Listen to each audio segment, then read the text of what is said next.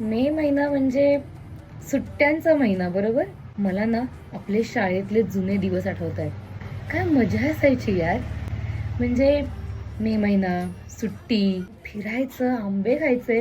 मे महिना म्हणजे सुट्टीचा महिना. हे फिलिंग कुठेतरी मिसिंग झालंय. आता शिक्षणाच्या निमित्ताने बाहेर, मग कामाच्या निमित्ताने बाहेर, त्यानंतर लग्न झालं, त्यानंतर परत बाहेरच. असं करत करत ना आईकडे राहणं हे आता म्हणतेय मी, पण आपल्या स्वतःच्या घरी राहणं हेच हळूहळू कमी होत गेलं होतं. त्यावेळी ठरवलं होतं की नाही, मी मे महिन्याची सुट्टी स्वतः करता घेणार आहे. मी छान आईकडे राहायला आलेली आहे आणि हा आमचा गुंटू पण आहे इथे बसलेला. मी संध्याकाळचा वेळ छान त्याच्यासोबत घालवते. आता 7 वाजतीलच लवकर. मग मी दिवा लावणार, देवाचं म्हणणार, आईला मदत करणार. एकदम सिम्पल रुटीन आहे आता माझं इथलं. तुमचा मे महिना कसा चाललाय मला कमेंट करून सांगा.